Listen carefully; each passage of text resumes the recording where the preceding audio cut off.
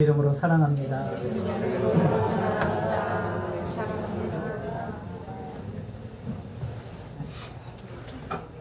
여러분이 성경을 읽기 시작하면 창세기 1장과 2장을 지나면서 거의 성경의 매 장마다 빠지지 않고 나오는 내용이 있는데, 그게 무엇이냐면 죄에 대한 것입니다. 그러니까 죄에 대한 것이 성경 66권 전체에 다 있다라고 생각하시면 돼요. 그래서 창세기 1장과 2장을 들어갈 때는 굉장히 마음이 기쁘다가도 이제 3장부터 시작되는 죄에 대한 얘기가 계속 죄 계속 어디까지 요한계시록 끝까지 죄에 대한 얘기로 끝맺음을 한다고 봐도 틀리지 않습니다. 그만큼 성경은 이 죄에 대한 것을 하나님이 어떻게 다루시는가, 그리고 하나님이 왜 우리를 찾아오시고 또 독생자 예수를 보내주셨는가에 대한 답이 바로 인간의 죄예요. 이 죄에 대한 문제를 해결하시기 위해서 하나님이 우리와 함께 만나시고 또 독생자 예수를 보내주신 것이죠. 그래서 우리가 이 죄에 대한 문제를 대면하지 않으면 우리는 신앙생활을 제대로 할 수가 없어요. 잘 모르고 있죠. 우리 안에, 그래서 성경 전체의 내용이 죄에 대한 부분을 다루고 있고 하나님의 구원의 내용을 다루고 있는데, 우리의 인생의 대부분의 문제는 이 죄의 문제예요. 죄로 말미암아 질병이 들어왔고, 죄로 말미암아 고통이 들어왔고, 우리의 죄로 말미암아 관계가 끊어지고, 죄로 말미암아 우리의 인생에 큰 고통과 아픔이 있는 거예요. 근데 이것을 다른 데서 문제를 찾으려고 하다 보니까 우리 신앙의 길을 잃어버리는 거죠. 그래서 성경을 볼 때 우리는 이 죄의 문제를 하나님이 해결해 주러 오셨다. 이 죄의 문제가 해결이 돼야 여러분의 영이 열리고, 여러분의 삶이 열리고, 여러분의 관계가 열리고, 여러분의 미래가 열릴 줄 믿으시기를 바랍니다. 그래서 어느 누구도 요즘 여러분 세상에 나가서 사람들한테 당신 죄인입니다, 당신은 구원받아야 합니다 라고 말하면 사람들이 듣기 싫어합니다. 그쵸? 당장 내일 모레 돌아가실 분들 호스피스 병원에 제가 가서 당신 죄인입니다, 당신 구원받아야 합니다 이렇게 얘기하면 그분들이 꼭 하시는 얘기, 아니 당장 내일 죽을 사람한테 지금 죄인이라니 목사님 너무 하시는 거 아니냐고 이렇게 얘기하시는 분들이 있습니다. 이 싫어하는 얘기를 전하는 것이 쉬운 일이 아니죠. 여러분 한번 그렇게 전해보셨습니까? 당신 죄인입니다, 당신은 구원받아야 합니다 전해보셨습니까? 근데 이걸 빼서는 복음이 아닌 거예요. 반드시 이것이 들어가야만 복음인 것이죠. 근데 그보다 더 어려운 일이 있는데 뭐냐면, 이미 교회 안에서 신앙생활 하는 사람에게 당신 죄인입니다, 당신도 죄인입니다, 당신도 잘못된 것에서 구원받아야 합니다, 잘못된 태도와 잘못된 삶의 자리에서 구원받아야 합니다 라고 전하는 것은 더 어렵죠. 이 로마서는 이 로마에 있는 기독교인들에게 사도 바울이 쓴 편지인데, 그 앞에서 굉장히 길고 엄숙하게 죄에 대해서 다루고 있어요. 피해 나가지 못하는 거예요. 그냥 다 낱낱이 다 드러냅니다. 핑계할 수 없도록 하나하나 조목조목 죄의 문제를 다 드러내고 있어요. 왜냐하면 이 부분을 해결하고 가야 내가 참 받은 은혜가 크구나, 내가 받은 은혜가 놀랍구나 라고 경험이 되어지기 때문에 그래요. 사도 바울은 굉장히 간절한 마음으로 이 편지를 쓰고 있습니다. 몇 주 동안 계속 죄에 대해서 저도 다루고 있는데 굉장히 힘들더라고요. 근데 이 부분을 다뤄야 돼요. 사도 바울도 내가 이 편지 쓰다가 로마에 있는 성도 다 떠나가 버리겠구나 라고 하는 마음이 들지 않았겠습니까? 그러나 다뤄야 되는 거예요. 왜냐하면 우리 속에 아주 교묘하게 숨어있는 이 죄에 대한 잘못된 태도들이 있기 때문에 그런 것이죠. 우리가 잘못된 특권의식과 잘못된 나의 안전, 이 보호에 대해서 생각하고 살아가면 우리는 잘못된 신앙의 생활을 할 수가 있는 거예요. 사도 바울은 그 앞에서 이런 얘기를 했어요. 할례를 받았든지 무할례를 받았든지 할례를 안 받았든지 하나님 앞에 우리가 하나님의 율법을 행하지 않으면 똑같다라는 것을 얘기하고 있어요. 굉장히 충격적인 이야기입니다. 왜 충격적이냐면, 아브라함부터 해서 2000년 동안 이스라엘 백성들은 유대인이라는 특권과 할례라는 특권이 그들의 삶의 중심이었어요. 이거를 빼놓고는 얘기할 수가 없는 거예요. 예를 들어서 여러분 한국 사람이잖아요. 그죠? 여러분 한국인이죠. 근데 한국인인데 갑자기 어떤 사람이 당신은 한국인이 아닙니다, 당신 법을 안 지키면 한국인이 아니에요 이렇게 말한다면 받아들일 수 있겠어요? 받아들일 수 없는 것이죠. 근데 지금 사도 바울이 2000년이나 되는 신앙의 어찌 보면 가장 핵심 중의 핵심이었던 유대인, 율법, 그리고 할례, 이 부분을 완전히 다 난도질을 하고 있는 거예요. 얼마나 유대인으로서는 교회에 들어와 있어도 자기는 유대인이라는 특권이 있었는데, 굉장히 놀라운 것이 화가 나는 거죠. 그래서 뼛속까지 당신 죄인입니다 라고 유대인을 향해서, 유대인 기독교를 향해서 이야기를 하고 있는 것이죠. 어떻게 동의가 되겠어요? 그러자 사도 바울이 이 유대인들의 두 가지 질문과 두 가지 궤변을 다루고 있어요. 그러니까 총 네 가지죠. 근데 이것을 어떻게 하냐면 유대인들이 머릿속에는 있는데 마음속에는 있는데 차마 말을 못하는 거. 기독교인 돼가지고 그걸 갖다가 사도 바울이 자문자답의 형식으로, 내가 질문하고 내가 답하는 형식으로 이야기하는 내용이에요. 사실 이 말씀이 좀 어렵습니다. 어렵지만 어찌 보면 우리가 늘 하는 질문이기도 해요. 고난 중에, 또 어려움 중에, 또 자기 현실의 문제 앞에서 이 질문을 합니다. 때로는 나도 모르게 이런 궤변을 하고 있을 때가 있을 수도 있는 것이죠. 끄집어내요, 사도 바울이. 그냥 남김없이 하는 김에 다 끄집어내고 있는 겁니다. 1절에 보면 우리 한번 같이 읽어볼까요? 시작. 그런즉 유대인의 나음이 무엇이며 할례의 유익이 무엇이냐. 지금 로마의 그 교회 안에 유대인 그리스도인도 있었지만 이방인들도 있었어요. 근데 유대인 그리스도인들은 굉장히 어떤 특권의식을 가지고 있어요. 교회를 나오지만 나는 유대인이고 할례도 받았어. 저 그리스도인하고 다르지. 쉽게 말하면 이런 겁니다. 나는 돈도 많아. 나는 또 예뻐. 나는 또 괜찮아. 근데 이제 굉장히 가난하고, 또 죄송합니다, 외모 비하하는 게 아니라 얼굴도 좀 자유롭게 좀 생기시고 이렇게 하신 분들이 교회에 들어왔는데 어떻게 저런 사람이랑 나랑 같을 수가 있어? 라는 거. 또 하나, 나는 모태신앙이야. 근데 저 사람은 이제 예수 믿은 지 6개월밖에 안 됐어. 어떻게 저 사람이랑 나랑 똑같은 이야기를 할 수 있을까? 난 다 알아. 여러분 다 아세요? 다 아십니까? 제가 그 전도사 시절에 목사님이 저한테 갑자기 새가족반을, 우리 새가족반 시작해야 돼, 새가족반을 시키셨어요. 그래서 목사님이 지령이 내려왔습니다. 장로님들도 같이 시켜라.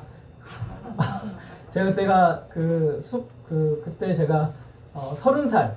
30살. 30인가 31살인가 아무튼 잘 기억이 안 나는데, 장로님들 일로 오세요. 장로님들 그때 8분이 계셨는데, 장로님들 그랬더니 장로님이 저를 빨갛게 쳐다보면서, 정전도사, 내가 당신보다 더 많이 알아. 그러는 거예요. 제가 그때는 다 혈기가 있어서 제가 뭐라 했냐면, 장로님이 아시면 뭘 아십니까? 장로님들이 화가 났어요. 근데 목사님이 그 시간 걱정이 돼서 달려오신 거예요. 오셔가지고 제 옆자리에 딱 앉으시더라고요. 장로님도 어떻게 하겠어요? 근데 앉아야지. 새가족반을 인도하다 6개월만, 아니 3개월 하고 이제 그만뒀어요. 왜냐면 그만하라고 하더라고요. 자꾸 장로님들이 부딪히니까. 근데 우리 잘 몰라요. 그죠? 여러분 사실 여러분의 영적인 상태 잘 모르잖아요. 우리가 지금 어떻게 잘 지내고 있는지 여러분 잘 모른단 말이에요. 모르니까 고통스러운 거예요. 모르니까. 계속 짜증이 나는 거죠. 거의 2000년이나 되어져 왔던 유대인의 정체성, 할례라는 특권, 그리고 율법을 지킨다는 어떤 그들의 자랑, 이것을 완전히 사도 바울이 다 그냥 던져버리기 시작을 했어요. 지금으로 말하면 교회 열심히 다니고 신앙생활하고 모태신앙이고 헌금 열심히 하고 헌신하고 하는 모든 것들을 다 던져버리고 기초에서부터 시작을 하는 거예요. 처음부터. 너는 죄인이다 라고부터 시작을 하는 거죠. 그랬더니 유대인들이 질문해요. 야, 그러면 사도 바울아, 유대인이라는 그 나음이 뭐냐? 2000년 지났다. 할례가 유익이 무엇이냐? 라고 이렇게 물어봐요. 그랬더니 사도 바울이 뭐라고 말하냐면 이렇게 말하고 있어요. 2절 우리 같이 한번 읽겠습니다. 시작. 범사에 많으니 우선은 그들이 하나님의 말씀을 맡았음이니라. 사도 바울이 아주 교묘하게 잘 돌리죠. 너 유대인 할례 그게 아니라 너희들 범사에 많은데 가장 우선이라는 말은 가장 최고라는 거예요. 가장 최고는 뭐냐면 너희들이 하나님의 말씀을 맡았다라는 거예요. 이것은 이제 히브리어 원문에 보면 위임받았다라는 뜻이에요. 하나님이 하나님의 말씀을 맡겼다는 거예요. 누구에게 맡겼대요? 유대인들에게 맡겼다는 거예요. 하나님의 말씀을 유대인들에게 맡겼다. 이게 굉장히 중요하거든요. 하나님이 여러분들에게 뭘 맡기셨죠? 모르세요? 하나님이 여러분들에게 뭘 맡기셨어요. 근데 그걸 모르면 우리는 굉장히 잘못된 신앙생활을 하고 있는 거예요. 하나님 우리에게 맡기신 일들이 있어요. 근데 이 유대인들은요, 말씀을 맡았는데 그 말씀을 특권으로 받아들인 거예요. 특권. 맞아요. 특권이긴 해요. 특권이긴 한데 그 특권 안에 하나님이 뭘 주셨냐면 책임을 주신 거예요. 근데 책임은 버리고 특권만 가진 거예요. 책임은 버리고 특권만 가진 거예요. 그게 바로 유대인들의 가장 심각한 문제였어요. 하나님이 이스라엘 백성들을 부르시고 너는 거룩한 백성이 되라. 그리고 이방의 다리를 놓아주어라 라고 하나님 책임을 맡겼어요. 그러면서 뭘 주셨냐면 율법을, 말씀을 주셨어요. 그런데 받은 말씀만 가지고 있었지 실제로 이것을 하지 않았어요. 이들이 책임을 버린 거죠. 관심도 없었고 왜 내가 이 일을 해야 돼? 라고 생각을 한 거예요. 똑같은 말씀이 성경에 나옵니다. 베드로전서 2장 9절에 같이 한번 읽어보겠습니다. 시작. 그러나 너희는 택하신 족속이요 왕같은 제사장들이요 거룩한 나라요 그의 소유가 된 백성이니 이는 너희를 어두운 데서 불러내어 그의 기이한 빛에 들어가게 하신 이의 아름다운 덕을 선포하게 하려 하심이라. 하나님께서 똑같아요. 구약에 하나님 이스라엘 백성들 부르셨을 때 주셨던 말씀을 베드로 사도를 통해서 똑같이 주시는데 너희들은 왕같은 제사장이에요. 거룩한 나라예요. 하나님의 소유가 되었어요. 어두운 데서 그들을 불러내었다. 어두운 데라는 것은 암흑이라는 거, 깜깜한 곳에서 불러내셨다는 거예요. 근데 왜 그렇게 하셨는가? 왜 그 놀라운 빛에 들어가게 하셨는가? 목적이 있어요. 그것은 뭐냐면 하나님의 이 놀랍고 아름다운 덕을 뭐 하도록? 증거하도록, 선포하도록 하나님이 부르셨다는 거예요. 근데 선포는 그냥 되는 게 아니에요. 선포는 두 가지가 같이 가야 되는 거예요. 우리의 삶, 그리고 우리의 말, 이 두 가지가 같이 가야 되는 거예요. 그래서 우리는 말로만 하는 것도 안 하시지만 우리의 삶의 거룩을 가져야 되는 것이죠. 왕같은 제사장다움, 거룩한 나라다움, 하나님의 소유다움, 놀라운 빛에 들어간 빛 가운데 살아가는 우리의 삶의 모습이 세상을 향하여 우리의 입술을 열기 전에 보여지는 것. 이것이 하나님이 우리를 부르신 목적이다 라는 거예요. 그런데 유대인들은요, 오늘 기독교인들도 마찬가지지만 이 특권을 버렸어요. 아니, 이 책임을 버렸어요. 특권만 가지고 있어요. 나는 예수 믿고 하나님 구원하시고 생명 주시고 하나님 찬양하고 우리를 기쁘게 해주세요. 우리를 행복하게 해주세요. 성공하게 해주세요. 건강하게 해주세요. 잘되게 해주세요. 라고는 붙들었는데 하나님이 그들을 부르신 가장 중요한 책임에 대해서는 관심이 없었어요. 지금 사도 바울이 그 얘기를 하는 거예요. 한번 하나님께서 요나라는 선지자를 부르셔서 적은 성읍 니느웨에 가서 내가 너에게 주는 말씀을 전해라 라고 이렇게 말씀을 하셨단 말이죠. 그럴 때 니느웨가 싫어요 그랬어요. 뭐라고요? 싫어요. 왜 싫어요? 하나님 말이 안 됩니다. 저 니느웨는 이방 나라예요. 저 악한 나라에게 하나님 말씀을 전하라니 못 가겠습니다. 가라. 못 갑니다. 요나가 갔어요? 못 갔어요? 갔어요. 예, 안 갔다가 나중에 어쩔 수 없이 갔죠. 물고기가 뱉으니까 가는 거예요. 우리 인생도 그래요. 요나가 뭘 몰랐어요? 니느웨는 하나님 말씀을 들으면 안 되는 민족이라고 생각을 한 거예요. 저 사람은 하나님 말씀 받으면 안 돼. 저 그냥 망해버려야지. 이게 바로 이스라엘 백성들의 잘못됨이었어요. 자기들 말 듣고 지금 왜 전쟁하는지 아세요? 감히 우리를 건드려? 니들이 우리를 건드려? 쑥대밭을 만들어버리잖아요. 그래도 자신들을 정의해요. 다윗의 별 들고 나는 이 다윗의 나라의 영광을 가진 나라야. 얼마나 교만한지 아시죠? 지금도 그 특권을 시기만 있어요. 사랑해야 될 대상을 싸워야 될 대상으로 바라보고 사랑해야 될 대상을 나를 위해서 존재하는 민족이라고 바라보는 거예요. 사도 바울은 로마서 9장에서 그들이 가진 유익에 대해서 이렇게 말해요. 4절에 보면 그들은 이스라엘 사람이라 그들에게는 양자됨과 영광과 언약들과 율법을 세우신 것과 예배와 약속들이 있고 5절에 조상들도 그들의 것이요 육신으로 하면 그리스도가 그들에게서 나셨으니 그는 만물 위에 계셔서 세세의 찬양을 받으실 하나님이시니라. 하나님께서 유대인 이스라엘 백성들에게 주신 특권은요 세상에 본 적이 없어요. 들어본 적이 없는 얘기들만 다 하고 있어요. 양자됨, 언약, 영광, 율법, 예배, 약속. 이 하나님 인류의 구원자 예수 그리스도를 보내주신다는 약속이 세상에 어디 있어요? 유대인들만 가진 거란 말이죠. 유대인들만. 모든 인류의 구원자 예수 그리스도가 그들의 육신의 혈통에서 태어나게 해주시겠다라고 하고 예수님이 오셨어요. 얼마나 놀라운 특권이에요. 얼마나 놀라운 특권인지 몰라요. 그런데 이들이 이것을 누렸느냐? 누리지 못했어요. 증거하지 않았죠. 우리는 구원은 믿음으로 받지만 구원받은 자의 삶은 열매로 증거가 돼야 되는 거예요. 열매가 여러분의 삶을, 여러분의 존재를 증거하는 거예요. 얼마나 중요한지 몰라요. 드러나고 또 드러나고 있는가 물어보는 거예요. 이사야서 42장 6절과 7절에 보면 똑같은 말씀이에요. 나 여호와가 의로 너를 불렀은즉 내가 내 손을 잡아 너를 보호하며 너를 세워 백성의 언약과 이방의 빛이 되게 하리니 7절에 내가 눈먼 자들의 눈을 밝히며 갇힌 자를 감옥에서 이끌어내며 흑암에 앉은 자를 감방에서 나오게 하리라. 하나님께서 그들을 이방의 빛이 되게 하셨대요. 처음 들어보는 말씀이 아니거든요. 근데 다 앞에 거는 좋아요. 근데 이방의 빛은 안 들어버리는 거죠. 여러분 신앙생활이 똑같아요. 하나님 말씀, 나에게 들리는 말씀은 듣는데 뒤에 중요한 말씀은 안 들어버리는 거예요. 나랑 상관없겠지. 나랑 상관없겠지. 감옥에 갇힌 자를 감옥에서 나오게 하며 흑암에 갇힌 자를 감방에서 나오게 하는 일들을 위해서 하나님이 이스라엘 백성들을 부르셨는데 그렇게 하지 않았다는 거죠. 오히려 이방과 담을 쌓고 그리고 그 이방이 짙은 어둠 속에 그대로 있기만을 바라고 우리만 반짝반짝 하도록 원했던 것이죠. 그래서 지금 사도 바울이 무슨 얘기하는 거예요? 너희들도 구원받아야 한다. 너희들도 잘못된 사고와 편협한 의식과 삶을 제대로 살지 못하게 만드는 너희의 영적인 죽음의 삶에서 너희들이 구원받아야 한다 라고 이야기를 하는 거예요.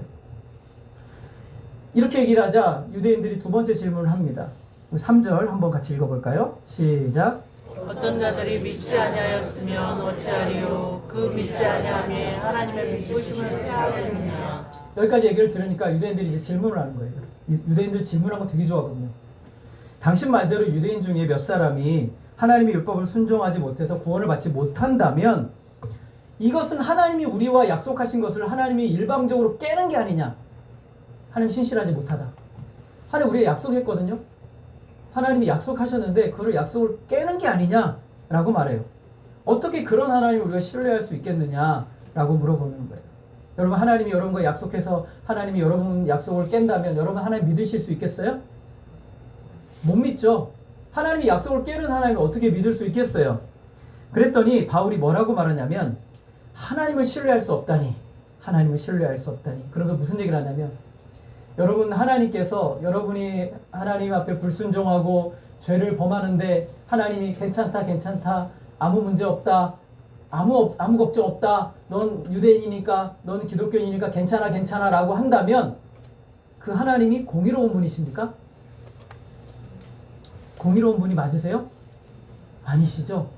아닌 거예요. 죄를 적당히 봐주면서 옳고 그른 것을 분별하지 못하는 하나님을 어떻게 우리가 하나님이라고 말할 수 있겠는가? 그럴 수 없다는 것이죠. 하나님은 의로우시고 신실하죠. 죄를 범한 자의 죄에 대해서 갚으세요. 그리고 할례를 받았기 때문에 유대인이기 때문에 괜찮다고 말씀하지 않으시는 거예요. 4절 우리 같이 한번 읽어보겠습니다. 시작. 그럴 수 없느니라. 하나님은 참되시다 할지어다. 기록된 바 주께서 주의 말씀에 의롭다함을 받으시고 판단 받으실 때 이기려 하시는 것과 같으니라. 이게 무슨 말씀이냐면 다윗이 밧세바를 간음했거든요. 여러분 아시죠? 다윗이 밧세바 간음한 사건 여러분 아시죠? 예, 어제 9시 뉴스에 나왔어요.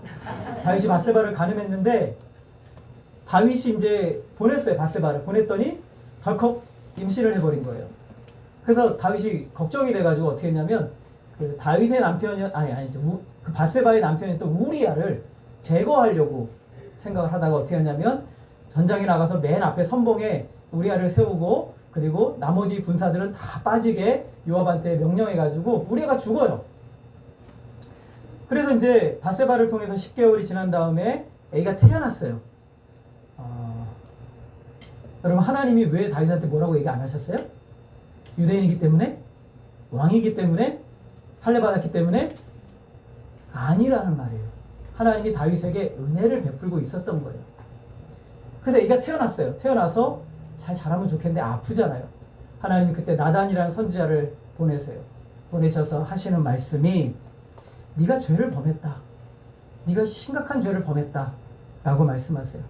그리고 너는 그 죄에 대한 징계를 받을 것이다. 그리고 네가 밧세바를 통해 태어난 아기는 죽을 것이다. 라고 하나님이 말씀하세요. 그때 다윗이 지은 시가 시편 51편이에요. 다윗이 뭐라고 말하냐면 우리 한번 같이 읽어보겠습니다. 시작. 내가 주께만 범죄하여 주의 목전에 악을 행하였사오니 주께서 말씀하실 때 의로우시다 하고 주께서 심판하실 때 순전하시다 하리이다. 다윗은 유대인처럼 하나님께 대들면서 하나님 저 유대인이에요. 하나님 저 할례를 받았습니다. 저 율법도 지켜요. 물론 잠깐 실수했죠. 하나님 저 유대인이에요. 할례를 받았어요. 왜 저를 징계하십니까? 라고 말하지 않았다는 거예요. 다윗은 뭐라고 얘기했어요? 하나님 의로우십니다. 하나님 공정하십니다. 하나님 순전하십니다. 라고 인정했다는 거예요. 하나님의 말씀은 어느 것이나 의롭지 않은 것이 없고 하나님의 판단은 언제나 옳지 않은 것이 없고 하나님이 이스라엘 백성들을 부르신 것은 그들이 옳아서가 아니라 하나님이 그들에게 은혜를 베푸신 거죠. 할례를 명하신 것도 백지수표와 같이 너 뭐 해도 너는 괜찮아 라고 주신 것이 아니라 우리에게 은혜를 베풀어 주신 거예요. 여러분이 기독교인이라는 것은 마음대로 막 살아도 된다고 여러분을 부르신 것이 아니라 여러분이 자격이 없는데 하나님이 은혜를 베풀어 주시던 것이라는 거죠. 하나님이 이스라엘 백성들 처음에 태어날 때 어떤 모습이었는지를 에스겔 선지자를 통해 말씀하세요. 우리 한번 같이 읽어보겠습니다. 16장 5절 시작. 내가 나던 날에 내 몸이 천하게 여겨져 내가 들에 버려졌느니라. 여러분 이게 이스라엘 백성들의 모습이었어요. 애굽에서 노예로 있었던 이스라엘 백성들, 그들을 천한 존재였죠. 노예가 여러분 존귀함을 받겠습니까? 천한 존재죠. 근데 그런 그들의 모습이 어때요? 천하게 여겨 내가 들에 버려졌었다. 아무도 너에게 관심이 없다는 거예요. 여러분 밖에 버려져 있는 사람들, 여러분 그런 사람들이 누가 관심을 갖습니까? 서울역 지나가다 보면은 그 지하에 그 지하 통로에 이렇게 뭐 원하시는 분들 계시잖아요. 여러분 그분들 보면서 같이 옆에 앉아가지고 같이 오선도선 얘기도 하고 오늘 점심 먹으러 갑시다 뭐 이렇게 하면서 여러분 친하게 지내십니까? 안 그러죠? 이스라엘 나라는 버려져서 아무에게도 관심이 없었던 존재라는 거예요. 그것이 그들의 실제 모습이죠. 여러분 우리 기독교인이 우리가 예수를 믿게 된 것은 그 이전에 우리가 자격이 있어서가 아니라 아무 자격 없는 버려진 존재들 같은 우리를 하나님이 긍휼히 여기신 거죠. 부르시고 백성 삼아주시고 말씀을 주신 것은 다 하나님의 은혜였어요. 왜요? 그들로 하여금 합당한 삶을 살고 이제 거지 같은 삶 살지 말고 하나님의 왕자된 삶을 살고 그리고 그것을 통해 세상에 다리를 놓아주라 라고 말하는 거죠. 실패한 인간은 하나님 앞에서 자격을 가지고 항변할 수가 없어요. 오히려 겸손히 자신의 죄악을 인정하며 하나님의 긍휼을 구하는 것이 진짜 하나님의 성도의 바른 태도인 것이죠. 하나님은 신실하게 죄악된 백성을 붙들고 그리고 다시 세워주세요. 그들의 악함을 알지만 그들의 죄악을 알지만 하나님 다시 그들을 긍휼히 여겨져서 돌아오게 하시고 또 다시 돌아오게 하시고 또 다시 받아주시고 이거 왜 이렇게 하시는 거예요? 하나님이 그들을 긍휼히 여기시는 거예요. 저와 여러분을 긍휼히 여기시니까 우리가 여기에 있는 거예요. 여러분이 죄를 하나라도 범하면 끝이야 라고 했다면 우리는 여기에 있을 수가 없어요. 그래서 그 신실함을 경험한 인간을 통해서 하나님 참 옳으십니다. 하나님 참 공의로우십니다. 하나님 참 순전하십니다. 라는 이 고백을 받으시기를 원한다는 거예요. 우리의 삶을 통해서 저와 여러분의 인생을 통해서 하나님 참 의로우십니다. 하나님 참 공의로우십니다. 나는 비록 죄를 범해서 이 고통을 당하지만 하나님 그럼에도 불구하고 내 죄만큼도 미치지 못하는 아니 오히려 더 큰 은혜를 베풀어 주신 하나님께 감사합니다 라는 고백을 받으시는 거예요. 여기까지 들으면 우리는 어떻게 해야 됩니까? 고개를 숙이고 주님 맞습니다. 하나님 맞습니다 해야 되는데 이제부터 궤변이 나와요. 우리 한번 5절 한번 같이 읽어보겠습니다. 시작. 그러나 우리들과 하나님의 의를 드러나게 하며 무슨 말하리요? 내가 사람의 말하는 대로 말하노니 진노를 내리시는 하나님이 불의하시나. 이처럼 불의하고 범죄하고 하나님의 약속을 깨뜨렸어요. 이스라엘 백성. 그쵸? 그러면 그때 하나님이 뭐가 나타나면 하나님의 신실하심이 나타났어요. 하나님의 의로우심이 나타났단 말이죠. 잘된 거 아닌가요? 인간이 죄악으로 말미암아 하나님이 의로우시다, 하나님 참 신실하시다 라는 것이 나타났다면 잘된 걸 나름대로 역할을 한 게 아니냐 라고 지금 궤변을 얘기하는 거예요. 여러분 드라마 좋아하시죠? 드라마 좋아하세요? 드라마에 보면은 선한 역할을 하는 사람도 있죠. 악한 역할을 하는 사람도 있죠. 그러면 선한 역할을 하는 사람들에게만 돈 주죠. 악한 역할을 하는 사람은 어떻게 해요? 돈 줘요. 왜 악한 역할인데 돈을 줘요? 예? 그 역할. 그쵸? 여기. 이게 사람들의 생각이란 말이에요. 가룟 유다가 예수님을 팔았어요. 그러면 뭘 한 거예요? 악한 역할을 했죠. 가룟 유다가 예수님을 팔았기 때문에 예수님이 십자가에 죽으셔서 우리의 구원을 이룰 수가 있잖아요. 이런 얘기하는 신학자들이 있어요. 이런 얘기를. 잘된 거 아니냐 그러면. 왜 가룟 유다가 지옥에 가야 하느냐. 왜 그 사람이 버림받아야 하느냐. 잘한 거 아니에요? 하나님이 그를 선택하신 거 아니에요? 여러분 어떻습니까? 왜 아니에요? 여러분들 생각이 바로 박혔네요. 악역을 했다가 출연료를 주지만 하나님 나라에는 그런 법이 없어요. 하나님은 죄를 범하면 죄에 대한 합당한 벌을 그 각 사람이 지게 돼 있어요. 그것이 하나님의 법이에요. 6절입니다. 우리 같이 한번 읽어보겠습니다. 시작. 하나님께서 각 사람에게 그 행한 대로 보응하시되. 예, 각 사람에게 어떻게 한답니까? 행한 대로. 행한 대로 보응하신다고 합니다. 7절 시작. 선을 행하여 영광과 존귀와 편향성이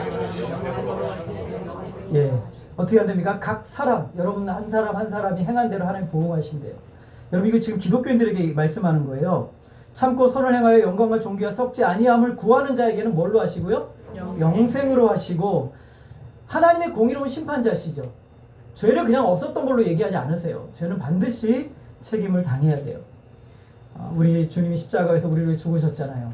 그쵸? 여러분 믿으시죠? 예수님이 십자가에 죽으심으로 우리의 죄를 다 가져가셨어요. 그래서 우리는 과거와 현재와 미래에 대한 모든 죄책을 면하는 거예요. 죄에 대한 책임을 면했어요. 그러나 우리가 이 땅을 살면서 범하는 죄에 대해서 하나님은 징계하세요. 그것 징계 안 하시면 하나님은 공의로우신 하나님이 아닌 거죠. 지금 그 얘기를 하는 거예요. 각 사람에게 그 행한 대로 보응하신 하나님이시다. 악역을 했기 때문에 상을 주는 것이 아니라 악에 합당한 결과를 만나게 될 것이다. 세상은 드라마가 아니다. 세상은 너희들의 논리가 아니다. 하나님의 법이다 라고 말씀하시는 거예요.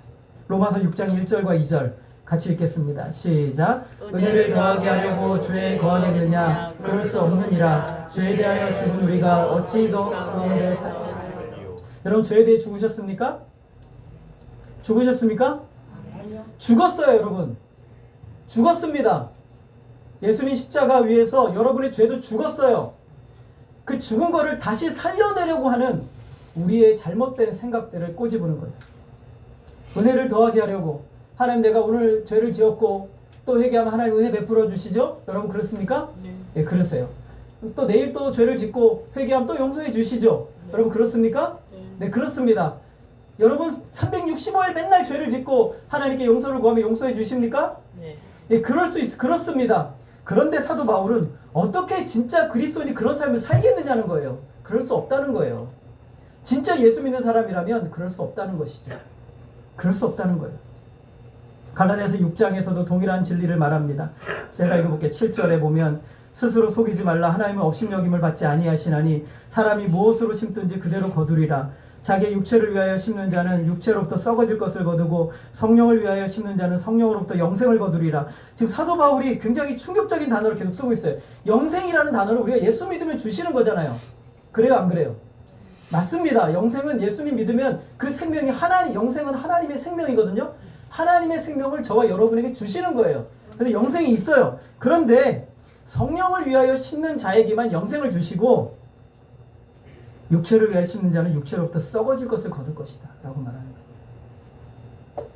예수 믿고 난 다음에 그의 삶의 모습이 증거가 된다는 거예요. 성령을 위하여 심는 삶으로 부름받았는지 아니면 육체를 위하여 썩어질 것을 위해서 부름받았는지가 그 이후의 삶을 통해서 증거가 된다는 거예요. 악한 일을 하고 면서도 나는 나의 특권을 가지고 있기 때문에 안전하다는 얘기 하지 말라는 것이죠. 하나님께 나에게 주신 역할이 악역이라고 그 역할 잘했는데 왜 나를 심판해요? 그런 논리를 세워질 수 없다는 거예요. 그러니까 한마디 더 나가요. 7절 궤변입니다. 한 번 더 읽어볼게요. 시작. 그러나 나의 거짓말로 하나님의 참되심이 더 풍성하여 그의 영광이 되었다면 어찌 내가 죄인처럼 심판을 받으리요. 내가 거짓말을 해서 속여서 하나님 했는데 나는 거짓말하는 자고 하나님은 거짓말하지 않으시는 분이 드러났어요. 예를 들어서 제가 좀 나빠요. 행실이 나빠요. 근데 우리 이하인 집사님 너무 착해요. 둘이 같이 걸어가다 보면 나는 더 나쁜 사람이니까 이하인 집사님의 착함이 더 드러나겠죠. 그러겠어요? 안 그러겠어요? 그런단 말이지. 그 얘기를 하는 거예요. 나는 거짓말했다. 그래 맞아 나 거짓말했어. 근데 하나님은 거짓말하지 않으시는 게 드러났으니까 잘한 거 아니에요? 여러분 잘한 거예요? 못한 거예요? 잘한 거예요? 못한 거예요? 이게 정확하지가 않으면 여러분 심각한 거예요. 잘한 거예요? 못한 거예요? 못한 거죠. 못한 거죠. 당연히 못한 거죠. 내가 삶이 엉망이기 때문에 하나님 신실하심이 드러났다고 하면 그 잘한 게 아니라는 거죠. 그래서는 안 된다는 거예요.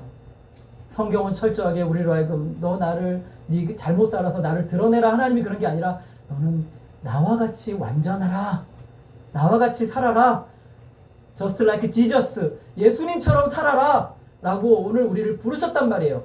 근데 내가 잘 못 살면서 나 예수님 증거했어요. 예수님 드러냈어요. 하지 말라는 거예요. 그거는 뭐예요? 따라하겠습니다. 하나님을 만홀히 여기는 거예요. 업신 여기는 거예요. 하나님 없이.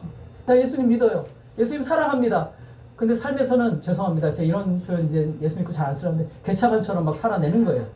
그러면 하나님을 업신 여기는 거예요. 하나님 만홀히 여긴단 말이에요. 만홀히 여기는 거예요. 그런 논리는 세워질 수 없다는 거예요. 거짓말하는 자기가 왜 죄인처럼 심판을 받아야 하느냐는 궤변이죠. 8절에 보니까 완전히 절정이에요. 자, 한번 같이 읽어보겠습니다. 시작. 또는 그러면 선을 이루기 위하여 악을 행하지 하지 않겠느냐. 어떤 이들이 이렇게 비방하여 우리가 이런 말을 한다고 하니 그들은 정죄받는 것이 마땅하니라. 선을 이루기 위해서 우리가 악을 행하자. 그러면 이게 말이 됩니까? 근데 우리 속에 그런 게 있어요. 우리 속에 그런 게 있어요. 그런 게 있단 말이죠. 실제로 바울이 선을 이루기 위해 악을 행한다는 이야기를 하고 다닌다는 소문이 퍼졌어요. 이게 무슨 말이냐면 예수를 믿으면 구원받으니까 율법 안 지켜도 된다 라고 얘기를 했죠. 맞죠 여러분? 구원을 위해서 율법을 지킬 의무가 있습니까? 없어요. 아무것도 없어요. 그러나 그 이유에 대해서는 얘기하지 않는 거예요. 얼마나 악한 사람들의 특징이요. 부분 잘라서 얘기하는 거예요. 근데 이들이 뭐라 했냐면 사도 바울이 아무것도 지키지 않아도 하나님 영광 받으셔. 이렇게 얘기를 한 거예요. 이게 뭐예요? 따라합시다. 구원파. 구원파.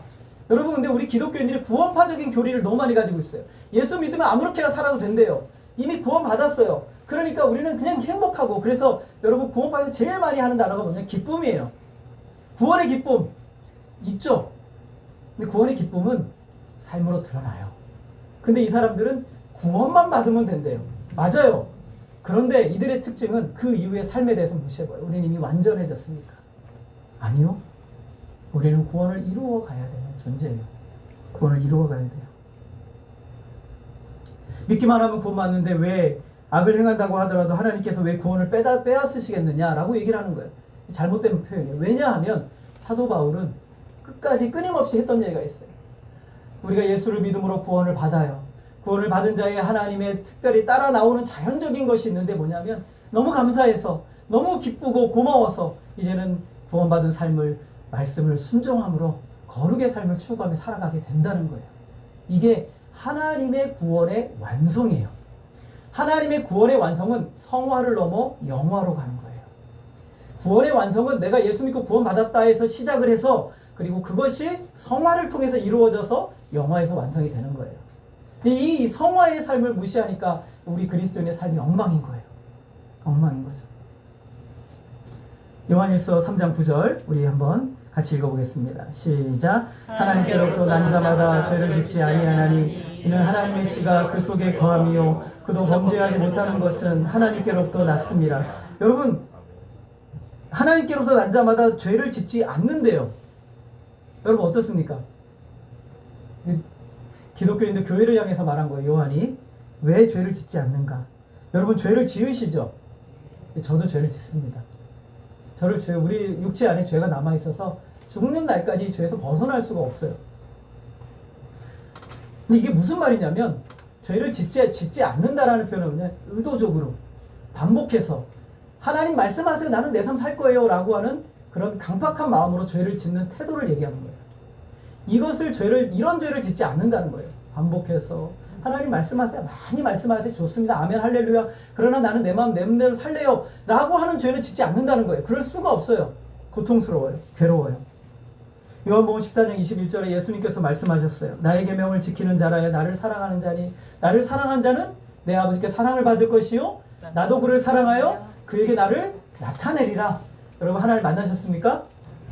하나님 만나셨어요? 하나님 말씀 붙들고 순종하며 매일의 삶을 살아가는 자에게 주님 만나주세요. 주님 만나주시는 거예요.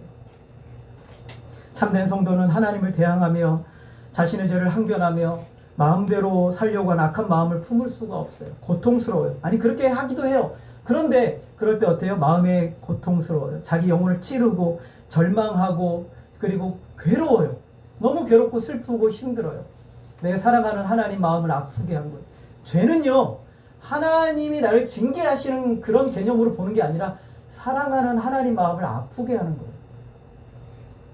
하나님을 아프게 하는 거죠. 그래서 다윗이 죄를 범하고 난 다음에 똑같아요. 하나님 회개가 안 되는 거예요. 너무 괴로워요.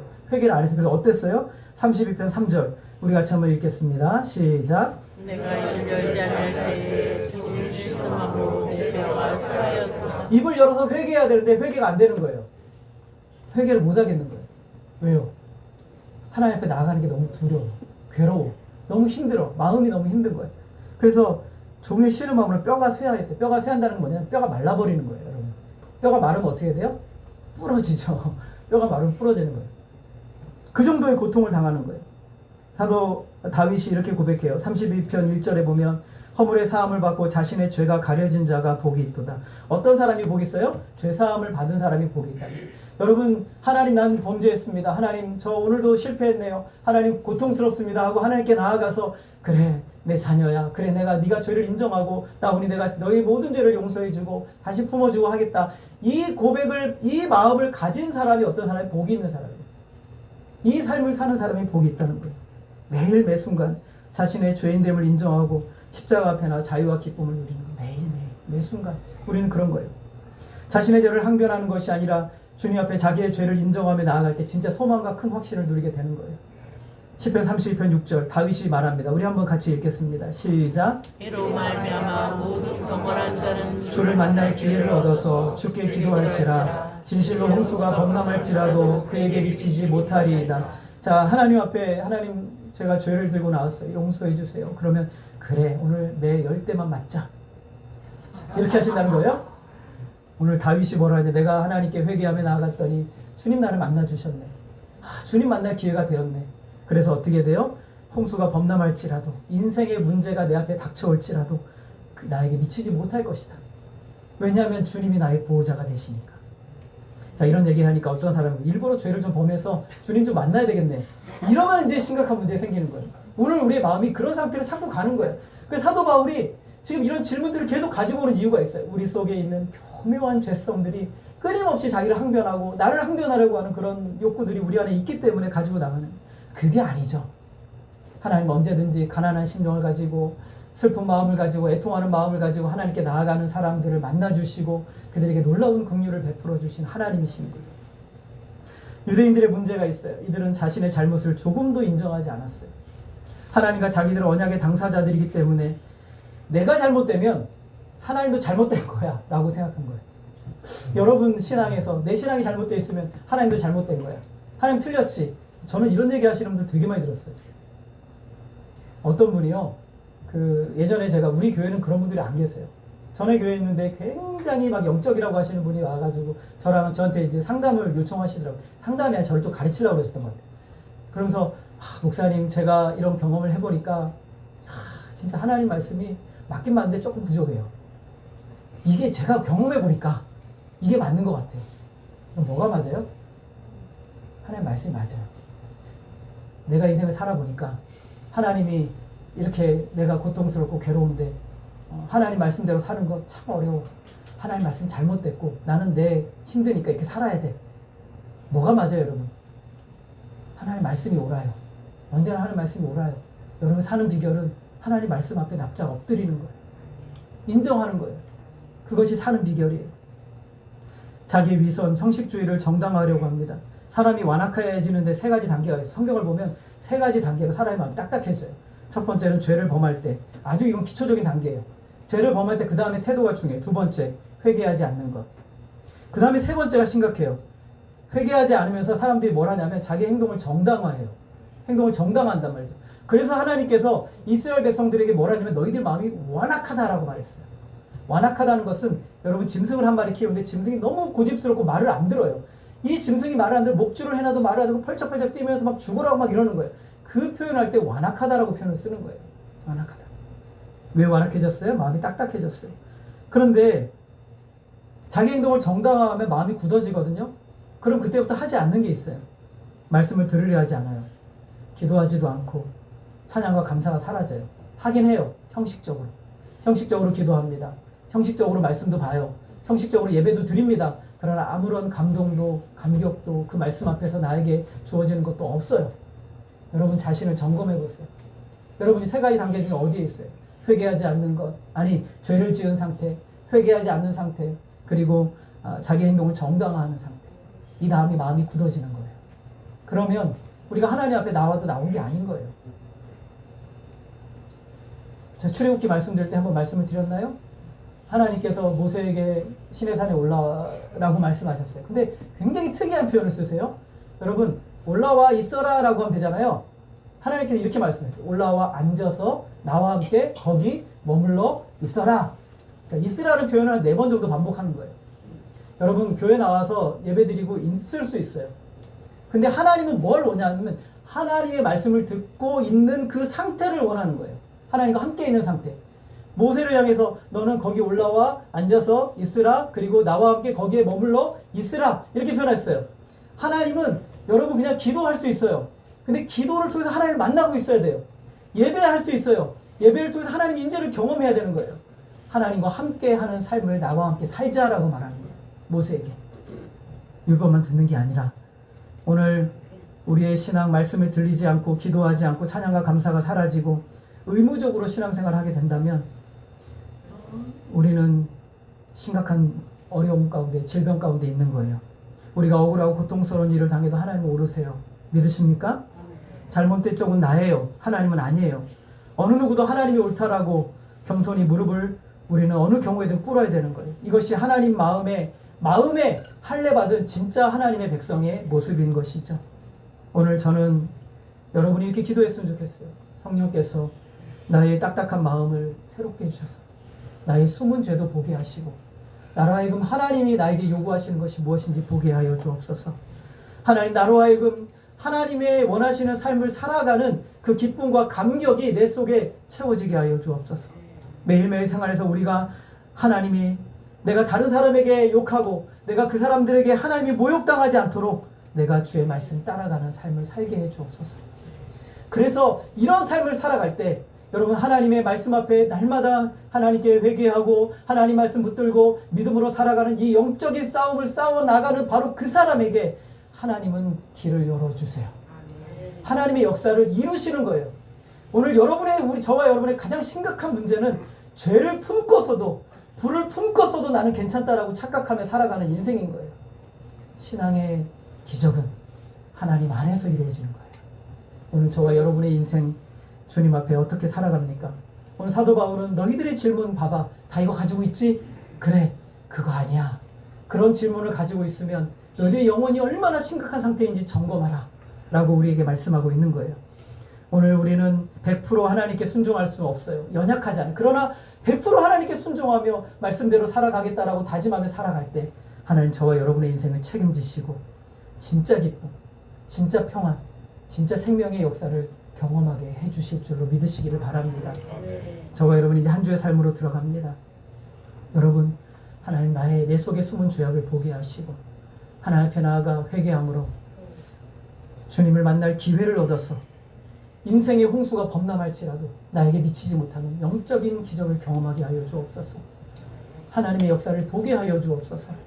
이런 마음으로 주님 앞에 드려지시며 주님 앞에 나아가시는 저와 여러분 되어지기를 주님의 이름으로 소원합니다. 기도하겠습니다. 하나님 아버지, 우리 안에 잘못된 질문은 없습니까? 또 하나님을 향하여 잘못된 항변은 없습니까? 하나님, 오늘 우리 자신을 돌아보게 하여 주시고 끊임없이 나의 죄를 합리화하고 마음이 딱딱해지고 굳어졌음에도 불구하고 나 자신의 현실을 안타까워하고 슬퍼하지 않는 우리의 연약함과 죄악을 용서하여 주옵소서.